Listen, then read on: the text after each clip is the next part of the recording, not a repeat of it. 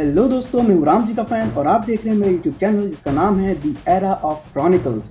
तो और आज हम बात करने वाले हैं हमारे रामायण के अगले चैप्टर पे। तो चलिए शुरू करते हैं। महाराज दशरथ का एक अच्छा मंत्रिमंडल था जो महाराज के अकॉर्डिंग और महाराज की भलाई के लिए काम करता था। महाराज के दरबार में 8 मंत्री थे जिनका नाम है धृष्टि, जयंत, विजय, सिद्धार्थ, अर्थसाधक, अशोक, मंत्रपाल और सुमंत्र। इनमें से जो सबसे इम्पोर्टेंट नाम है वो आपको याद रखना है, वो है सुमंत्र जी का। महाराज के मंत्री अपने काम में निपुण थे, जो प्रजा के लिए काम करते थे, राजकोष की व्यवस्था करते थे, राजधानी का लालन और पालन और मेंटेनेंस देखते थे। महाराज दशरथ अपने राज्य और प्रजा को अपने संतान की तरह और प्रजा महाराज को अपने पिता की तरह ट्रीट करती थी। लेकिन इतने सच्चे मन से कार्य करने पे तथा वर्षों की तपस्या के बाद भी उनको कोई पुत्र ना था।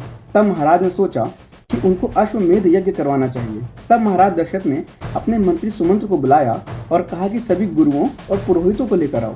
तब सुमंत्र जी ने सभी गुरुओं जैसे कि सुयज्ञ, वामदेव, जबाली, कश्यप और उनके पुरोहित वशिष्ठ जी साथ में अन्य ब्राह्मणों को भी लेकर आए। सबके आ जाने पर महाराज ने सबका आदर और सत्कार किया और अपने आइडिया के बारे में उनको बताया कि वह वेदों की विधि के अनुसार एक अश्वमेध यज्ञ करना चाहते हैं।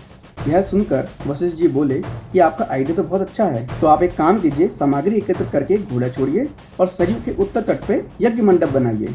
तब महाराज ने अपने सभी मंत्रियों को कहकर अरेंजमेंट करने के लिए कहा और सभी मुनियों को विदा कर वह अपनी रानियों के पास जा पहुंचे और उनको यह बताया कि वह पुत्र प्राप्ति हेतु यज्ञ करेंगे और आप भी अपनी यज्ञ दीक्षा के नियमों का पालन करें।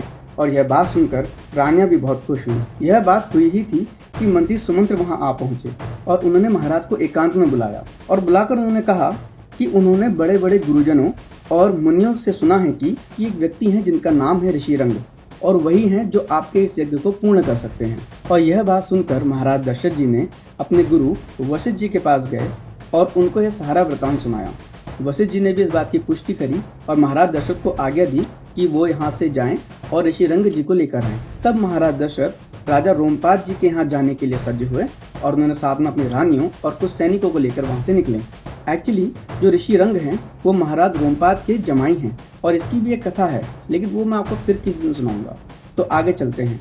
तो महाराज दशरथ रोमपाद जी के यहाँ पहुँचे और रोमपाद जी के यहाँ कई समय तक रुके और इसी रुकने के कारण उन्होंने महाराज रोमपाद जी से अच्छी दोस्ती बना ली और उसी दोस्ती के चलते उन्होंने महाराज रोमपाद से एक रिक्वेस्ट रखी। उन्होंने कहा, महाराज मैं पुत्र प्राप्ति के लिए अश्वमेध यज्ञ करवाने वाला हूँ और उसके हेतु मुझे आपके जमाई ऋषिरंग जी की आवश्यकता है। तो महाराज रोमपाद ने एक अच्छे दोस्त का फर्ज निभाते हुए अपने जमाई और उनकी पुत्री शांता जी को उनके साथ अयोध्या भेज दिया। जब महाराज ऋषिरंग, उनकी पत्नी और बाकी सभी के साथ अयोध्या पहुंचे तब उन्होंने ऋषिरंग जी को अपने मंतव्य बताए और उन्होंने कहा कि मैं एक यज्ञ करना चाहता हूं पुत्र प्राप्ति के लिए। और ऋषिरंग जी ने कहा, महाराज आप बेफिक्र होकर घोड़ा छोड़िए और आपको आपका फल अवश्य मिलेगा।